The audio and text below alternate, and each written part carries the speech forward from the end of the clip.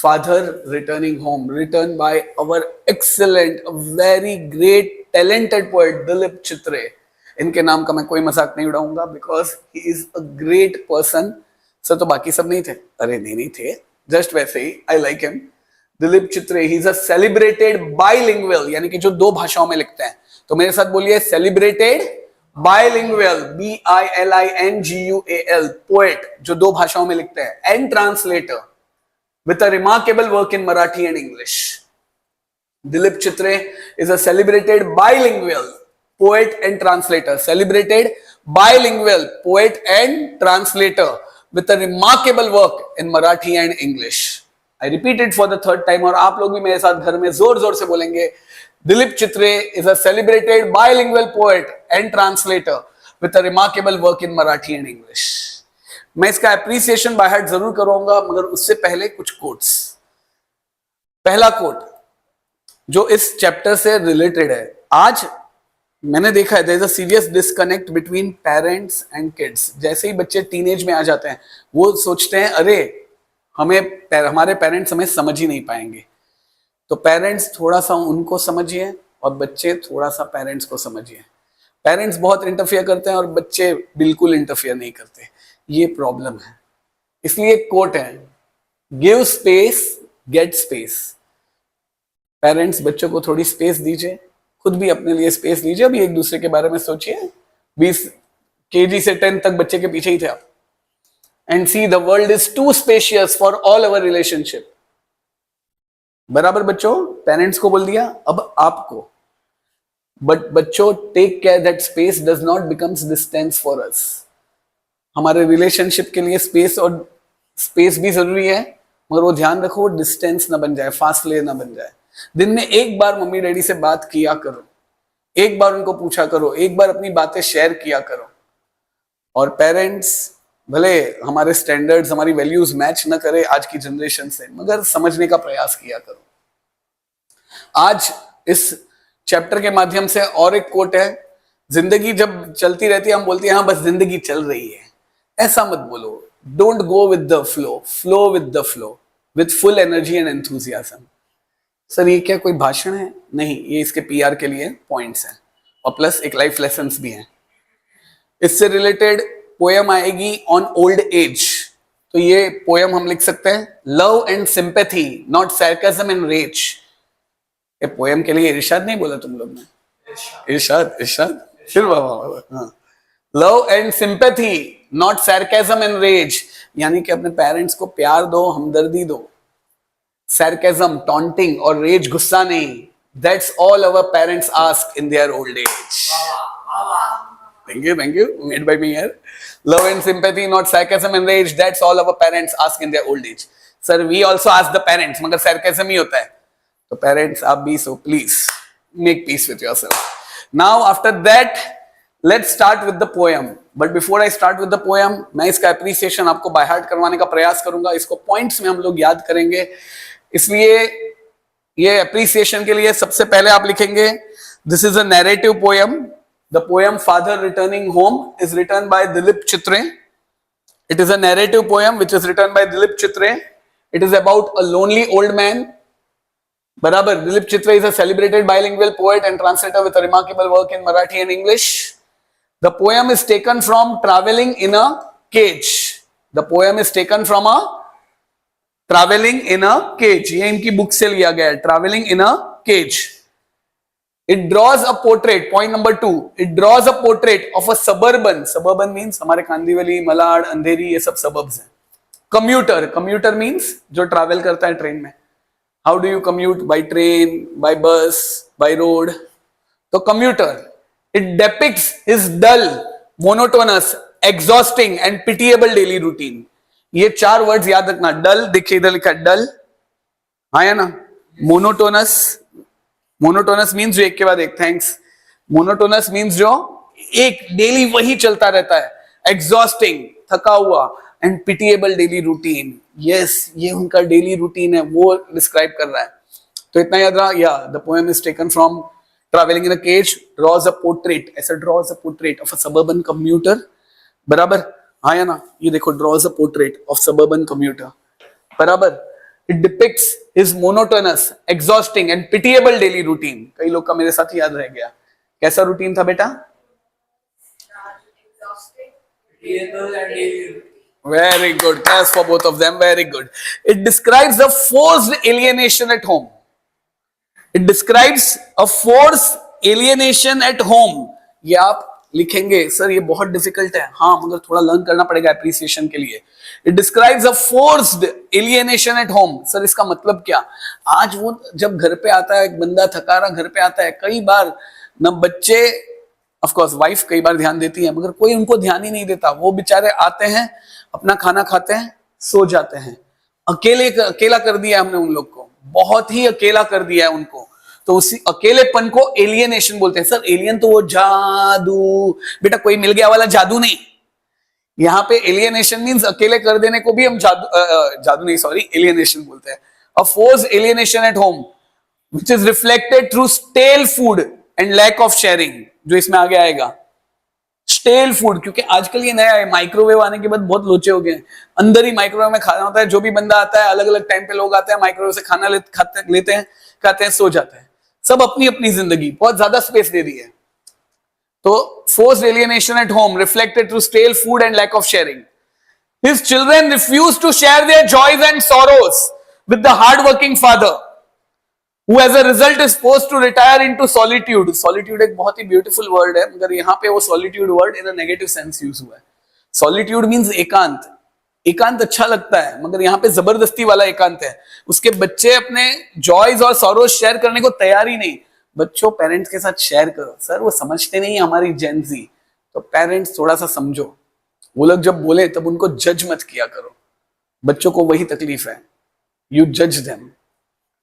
So his children refuse to share their joys and sorrow with the hard working father, who as a result is forced to retire in solitude. अकेलेपन में ही जाते रहते हैं.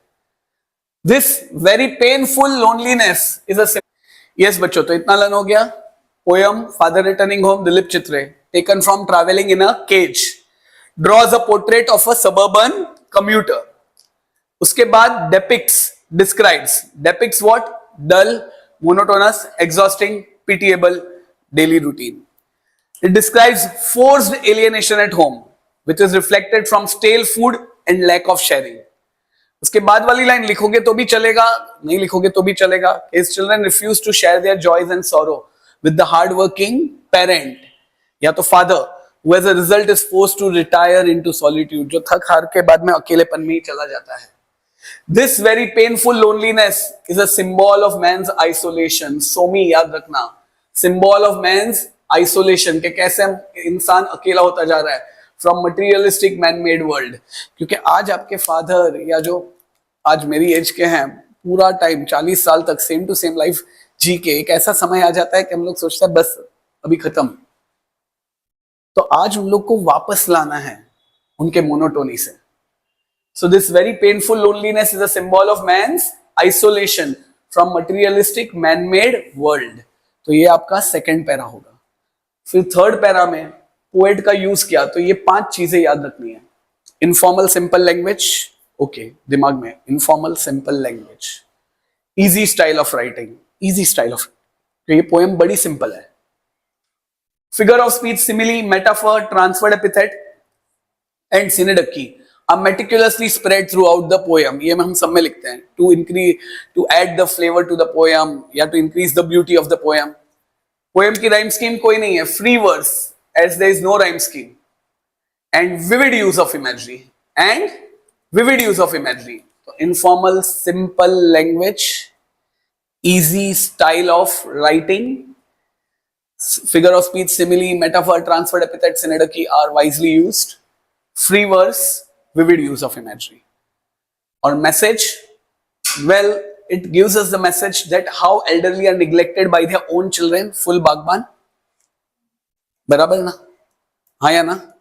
Makes an appeal to the younger generation to take care of the elderly people. I really loved the poem because it shook me to the core. It transformed my apathy into sympathy. Sir ये किसके पति हैं? तो let me give you, आज का carousel भूल गया था, तो 3 word, apathy, empathy, sympathy. APATHI, देखिए इधर लिखा है अपैथी. अपैथी मीन्स सर पति, no. Indifferent, I don't care. IDC, idli dosa chutney, no, I don't care. Sympathy, किसी के दर्द को समझना, और इम्पैथी यानी कि किसी की हर फीलिंग्स को समझना. So I really loved this poem as it shook me to the core and transformed my apathy into empathy and sympathy. बराबर. It was a wake up call not only to me but to all the readers to take care of our elders. बराबर बच्चा. तो इस तरह ये दो बार सुनते जाओ तो आपका एप्रिसिएशन लर्न हो जाएगा, और एक बार लिख दो तो all done. Now I move on to the poem. Okay, after appreciation, let's start with a poem. ये पोयम हम जब पढ़ते हैं ना तो हमारे दिमाग में ये पूरा सीन आता है और बहुत पेन होता है, दर्द होता है, फील होता है. और अगर आपके डैडी रियल में ट्रेन से आते हैं तो रियली उनको आपको हक करने का मन होगा. सर तो नहीं आते तो ना करो. नहीं भाई, आजीवन हमारा ट्रैफिक ऐसा है ना, बाप रे, पता ही नहीं चलता. All the people who are going for work, please. Now coming over here, my father travels on the late evening train. I hope so you understood the meaning. So इसमें कोई figure of speech है? नहीं. He says that his old father is returning home, traveling in a train. Standing among silent commuters. Commuters means people who travel regularly. In the yellow light. बेटा ये जो yellow है ना, यहाँ पे signify करता है. Yellow signifies sorrow, dull. बराबर. Alliteration है. Suburbs यानी कि स्टेशन जाते रहते हैं. चर्च गेट. फिर बाद में कौन सा आता है? चर्च गेट के बाद Mumbai, Charni road, grand road, Bandra, बंदर नहीं है फिर भी है बांद्रा, दादर, गोरेगांव, मलाड आते रहते हैं. हाँ, this unseeing eyes. Unseeing eyes means, see यहाँ पे personification because suburbs are given the human quality of sliding. Transferred epithet because adjective unseeing transferred from father to eyes. Synecdoche, part for a whole, part eyes for the whole father. मगर सबसे बड़ा paradox. Paradox हमने last time भी समझाया था. Contradictory statement दो true. Ice का काम ही है देखना, मगर अनसीइंग आइस मींस आज बंदा सुबह से शाम तक एक तो पकाऊ बॉस, जो उसके जो साथी हैं, ऑफिस पॉलिटिक्स, उन सबसे त्रस्त होके, घर के नैगिंग और उन सबसे त्रस्त होके वो बैठा हुआ है. सामने से सब जा रहा है मगर उसका दिमाग कुछ सोचने को ही रेडी नहीं है, तो बैठा हुआ है, चीजें पास होती जा रही है. हाँ सर, हम भी 3 घंटे लेक्चर में बैठे रहते हैं, सर बोलते हैं हमारी अनसीइंग आइज होती है. बेटा वो मत करो. बराबर. तो अनसीइंग आइज नहीं करना है, वहां पे सीइंग आइज करना है. बराबर. तो यहाँ पे unseeing eyes, transferred epithet paradox. आगे तो क्या डिस्क्राइब किया है? His shirts and pants, अभी मानसून है, मानसून में शर्ट्स और पैंट्स पूरे गीले गीले, सॉगी, वेट, डैम्प, सोक्ड. उसका black raincoat stained with mud. Mud जगह हर जगह होता है. बराबर. And his bag stuffed with books. और वो भी बुक्स एंड में अभी जब जाने का होता है तो घाई घाई में सब डाली होती है, तो बैग्स आर फॉलिंग अपार्ट. जैसे आप लोग का ड्रॉवर, आपके ड्रॉवर में से बुक्स निकालो, ऐसे ही लगता है मुंबई की लोकल ट्रेन है, सब बेचारी फिजिक्स केमी ऐसे ऐसे होती है. ऐसे मत रखो, प्रॉपर सिस्टमेटिकली मेट्रो रखो, प्रॉपरली बुक्स को अरेंज करो.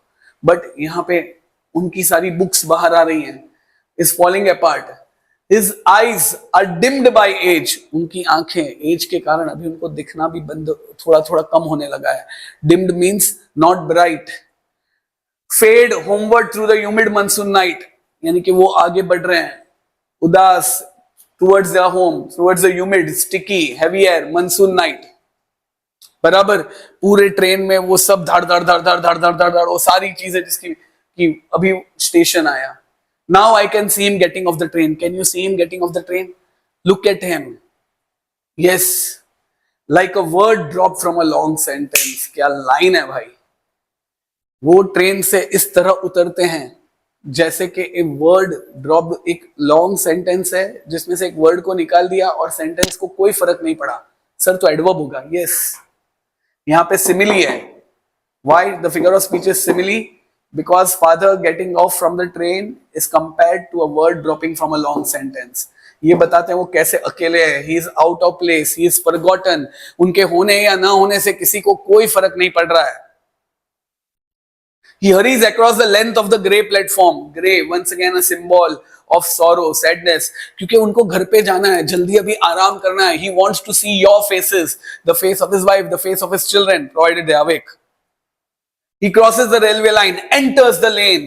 His chappals are sticky with mud, but he hurries onwards. His chappals are sticky with mud. Symbolism है. ये जो चप्पल है, आज हमने पेरेंट्स को देखा है, आप लोग के लिए वो सब लाएंगे, मगर उनका टी शर्ट तब तक पहनते जाएंगे जब तक एयर कंडीशन नहीं होता. और वो एयर कंडीशन हो गया, फिर एज ए नाइट ड्रेस पहनेंगे तब तक जब तक पूरा चेंज होके वो पोता ना बन जाए घर का. Respect all these people.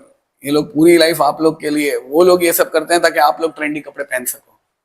और सोचो, ये बंदा, his chappals are sticky with mud but he hurries onwards.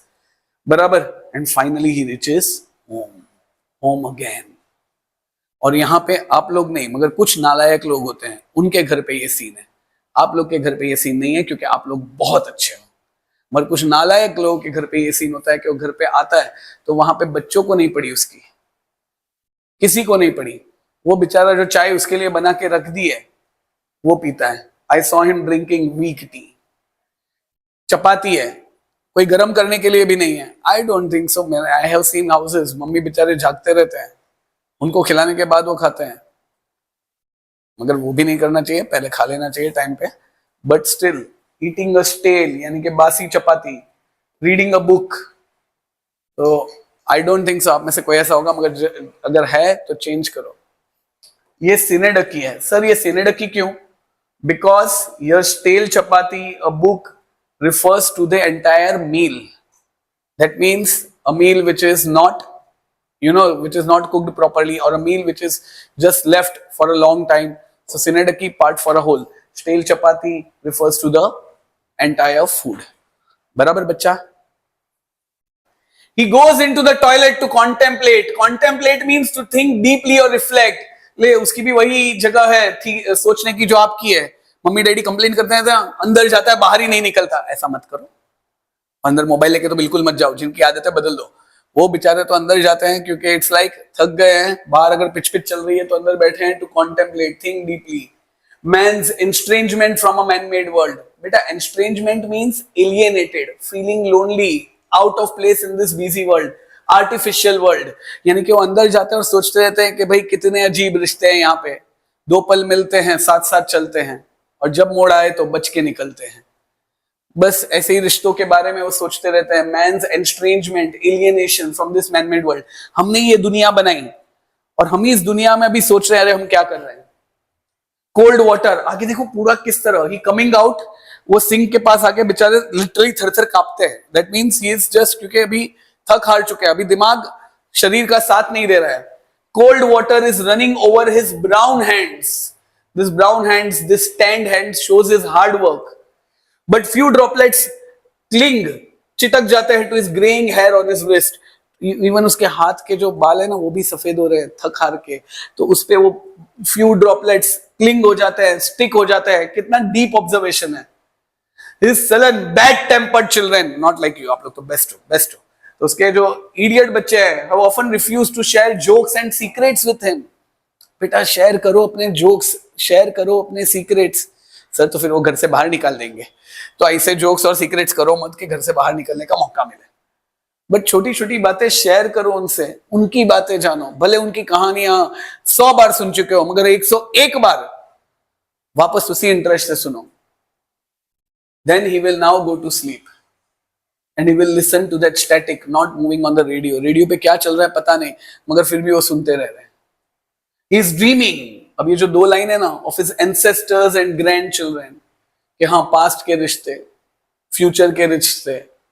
Thinking of nomads entering a subcontinent through a narrow pass. अब बेटा इसका बहुत सारा मीनिंग है कि वो शायद he is thinking about his ancestors, about his father, about his parents, or perhaps he is thinking about all the wanderers, or about humanity, or restless souls. वो इन सब के बारे में सोच रहे हैं क्योंकि अभी दिमाग थक चुका है. अब दिमाग के मन में आएगा उधर वो घूमेगा. जैसे पढ़ाई के बाद आपका दिमाग घूमते रहता है ना, वैसे he is thinking of everything. Like perhaps he might be thinking about how his ancestors के कैसे पहले गांव में रहते थे और कैसे पहाड़ों को पार करके इस शहर में आए, कैसे गांव की अच्छी जिंदगी थी और अभी आज इस शहर की जिंदगी में आ गए जहां पे दौड़ा दौड़ा भागा भागा सा सुबह से शाम तक. और perhaps he is thinking about the life जिसमें हम जन्मे तब से लेके जब तक हम एंड पे पहुंच रहे हैं तब तक बस भागते रहते हैं भागते रहते हैं भागते रहते हैं भागते रहते हैं. Entering a subcontinent, that subcontinent might be referring to the Mumbai, the city, or perhaps entering a place, his dream home, through a narrow pass.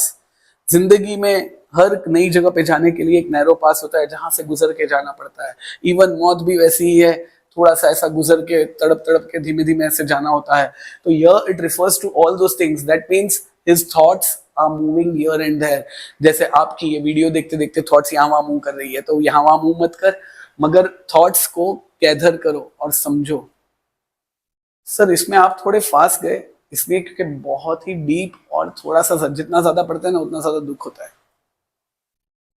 मगर इसका मतलब समझ लो और इसके आंसर्स एक बार नोट्स में से देखो. मैंने जो स्टार्टिंग में एप्रिसिएशन बताया उसमें से ही काफी होगा. इसके फिगर ऑफ स्पीच भी हम भेज रहे हैं. मगर ये लाइन मैं थोड़े फास्ट गया, मगर समझा बेटा. So that was Dilip Chitre, father returning home. Do love your parents, give your father a hug, और mother also who are working now, क्योंकि दोनों काम कर रहे हैं. It's all about loving your parents. Good bye, God bless, do take good care of yourselves. Bye.